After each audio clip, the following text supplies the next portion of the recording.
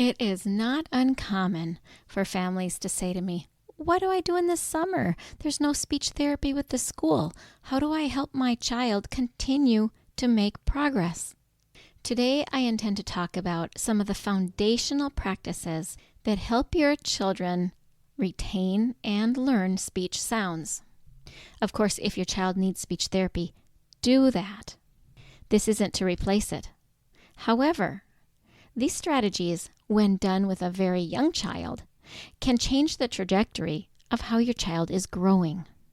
That is, how their speech sounds are developing. I have no doubt at all that many of the children who end up in speech therapy could have otherwise learned when they were young if mom and dad had learned some of these foundational skills. So do know that they are this powerful, and yet they're not a replacement. If you are not familiar with how speech therapy works or with what's going on with your child to develop speech sounds, then you are going to want to get a pen and paper and be ready to take notes, because these are things you'll want to remember throughout the summer. And when you get into the habit of being in this way, your child will come along with remarkable progress.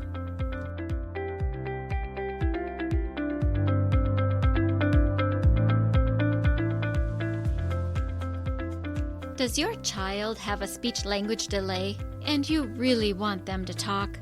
Do difficult behaviors derail home life and you know the frustration is a communication struggle? Does your child see a speech therapist and you wonder, what do they do and how can I help? If these or similar questions are in your mind, this podcast is for you. Hello, my name is Dinalynn Rosenbusch. I am a speech-language pathologist that has worked with children from birth to 21 for 3 decades. And in my classrooms, I see you wanting to connect with the heart of your child, but their speech and language skills create a barrier.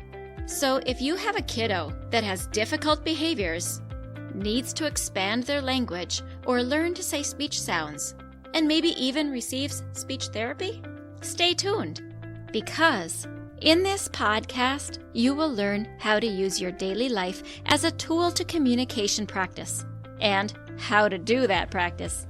You will become confident knowing you are making the difference you want to make. And you will hear success stories of parents who have navigated these struggles already. We'll do this all while focusing on building deep, meaningful connection and confidence in your kiddo. So grab a cup of coffee along with a notebook and pen. It's time to speak in the way your child's brain understands. And that is the language of play.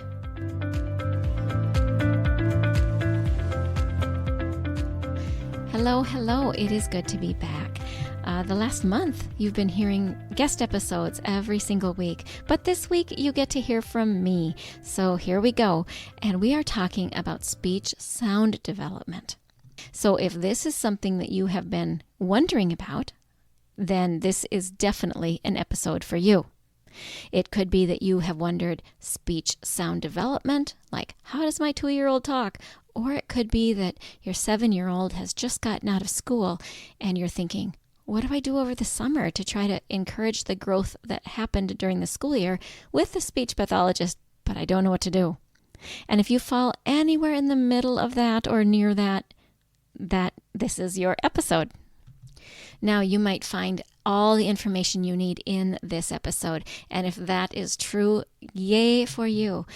And many of you are probably going to think, I don't know how to implement that very well, or what does it look like in my family, or how do I apply it to the speech sounds my child is learning? And if that is you, I invite you to schedule a call where we are able to have a strategy session to think through how and if I might be able to help you along the way, and we can work together. So look in the show notes, and you will find a link to book that call with me. Now, here we go. So when I am coaching families, one of the first things we always need to figure out is the foundational practices that happen that guide your child's ability to work with you. I call some of these foundational practices peripheral skills, and sometimes it's relational skills. I will divide them up. Now, first, a foundational practice is just like what it sounds like. It is building the foundation on which your child is going to learn, the foundation that they're listening with, the foundation that they're practicing on. And we'll come back to this idea after I talk about peripheral and relational skills. Now, periphery skills. What is that? So let's say, for instance, your child is trying to do the letter F, and they're struggling with that F sound. A periphery skill is going to be, does your child understand airflow? It could be, is he able to watch your mouth? When he's watching, does he have an attempt at copycatting what you're doing? Does it happen spontaneously, or are you telling him that he needs to try? When he's listening, is he processing the information that he's hearing in a way that he's able to use and or copy that information? Also, when a child is trying something that is hard for them, it takes courage. So is your child being brave? And if he is, are we able to celebrate the courage, to celebrate his bravery for trying, for stepping forward in the hard things? This is an example of some of the periphery skills that are going to be around executing on practices with sounds. Now, I shouldn't say one, this has happened many, many times with clients and students. When parents come to me, they say, I told him how to say it at home, and he looked at me, and he just cried and threw himself on the floor in a tantrum. He won't listen to me. I can't teach him. Now, what's going on there? It's not that you can't teach them. You are teaching your children all the time. But what is it about speech sounds that is causing your child to have a meltdown? And this is what I think it is. I think that when we challenge them to do something that they're not capable of doing, they feel not good enough. They feel like they're failing. They feel seen in a way they don't want to be seen. They don't have the words for all of that. And so that negative feeling causes them to just give up. Now, how are you as parents to know? Because the obvious thing that parents do is they choose the sound that they notice that is wrong, and that's the one that they address. The reason I choose peripheral skills first is because it is rarely the obvious sound error that is the starting block. It seems counterintuitive to say, oh, the child is making a mistake on, let's say, the K sound, and then we're not going to start by talking about the K sound. But it's true. If the child is making a particular sound wrong, they're not able to do it. Now, parents say back to me, but they can when I have them say the sound by itself. Yes. They can when I have them put it into words. Sometimes. Yes. That doesn't mean he's going to have it in conversational speech. That doesn't mean he's going to be able to say it when he is struggling with any kind of emotion. So this is my case for the periphery skills. Whatever skill is surrounding the actual sound is where you need to put your efforts when you play. So for example, I started this with an F sound. That is an airflow type of sound. And then I mentioned later the K sound, and that is in your throat when you say the K sound. You feel it in the back of your mouth, and the air bursts. Now, these are very different types of sounds. Identifying and teaching the periphery skills to whatever sound is a struggle is super important. Another periphery idea is a sound that is similar to the one that is a struggle, but he gets it right. And then you start teaching and playing with the sound he can do right more often. And that brings us to relationship. Your relational skills with your kiddo is what's going to give him the courage to try these things that are difficult.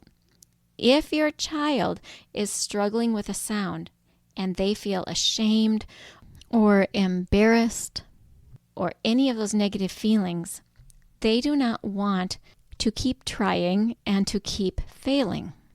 That means you need to put more energy into that love tank, that courage tank that your child has. And some of the ways to do that would be finding joy in the doing of any sounds. Remember I just said, choose a sound he's able to do right? Start playing with what he's able to do right first. And that will encourage him. And I say him just because there's normally more boys in speech than girls, but of course this is boys and girls. Now let's talk about what it looks like to play with those sounds. This is where we enter Mother Goose, Dr. Seuss, and all kinds of silly, rhyming, play with sounds type of experience. Get your child laughing with you about sounds. This means that you're going to make some sounds wrong on purpose, and they're going to catch you, and you're going to say, oops, and you're going to just roll with it, because what you're doing is you're showing them how to handle a mistake. The kiddos that throw themselves on the floor and don't cooperate because they have the negative feelings, they need to see how to handle a mistake without feeling embarrassed or ashamed. You get to be the example. This sound awareness and sound expansion can be found in multiple games at the store. And then along the way, while you're learning to laugh about sounds together and to play silly games with sounds to just make up words, along the way, you celebrate. You celebrate that which happened correctly or cooperatively or just fun. You celebrate when somebody is courageous. You celebrate that someone is brave. And this means when your child is trying to do the thing, whatever the thing is, but today we're talking speech sounds, when you see the effort to do that which is scary, celebrate. Celebrate small successes, celebrate big successes, celebrate courage, celebrate cooperation. Call out what it is you want your child to do at the lowest periphery skill, and then celebrate as they get it. This is going to bring you to them cooperating with you at home to be able to practice. Now, what about the child that cooperates anyway? I will say for that child, then you kind of do some of the same things. You might not need as much celebration, particularly if they are already strong in practicing. Your utilization of your normal routines, incorporating real life as what we're doing, is fantastic to keep the momentum going. Know the sounds your child is working on and play with the periphery skills that lead up to the ability to practice the specific skills. When we add the periphery skills and bolster your relational skills, then your child gets a good, strong foundation for being able to build those speech sounds, even when the context is embarrassment, shame, or discouragement of not being able to try. And if the negative feelings aren't present for your kiddo, that's fabulous. And these foundational skills are still the starting blocks. Now, that is a lot of information. If you've never heard of this kind of thing before, you might be wondering, what is Dinalynn talking about? And for those of you that have been in this scene, you might be thinking, well, of course. And again, if you are somebody that would like to understand, how do I apply this to my child? How do I apply these skills to the periphery sounds when I don't know what the main sound is, or I don't know where to begin? If that's you, go to the show notes, schedule yourself a strategy session, and we will sit down and talk about how we can work together and get you going on the right tracks to make this summer have speech growth, but not added work. Just changing the way you think about speech and language and changing how you speak to your child so that you don't actually interrupt your routines, but rather you use your normal daily routines to help them grow in the area you want them to grow. So yes, book a call with me and we will talk about what's going on. In the meantime, keep listening to episodes, and also you can send a question to me. So if you scroll down in the show notes, you will see leave a voice message in the show notes, and click on that and you can describe what your situation is, and maybe it'll turn into a podcast episode, because whatever you're wondering, you've got lots of other families wondering the exact same thing. You can also use that just to let me know what you thought of this episode. All is good. I look forward to hearing from you. Happy June, and we'll see you next week. Hey parents, I hope you found this episode helpful. If so, would you please take 30 seconds and share it with a friend who also lives or works with children? I would really appreciate it if you would leave a quick review for the show on Apple Podcasts. I read every review, and it lights me up to know that this show is making a difference.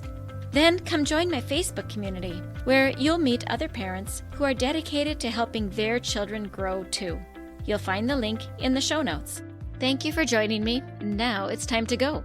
Let's pop our kiddos in the strollers and go look around outdoors and see what we have to talk about.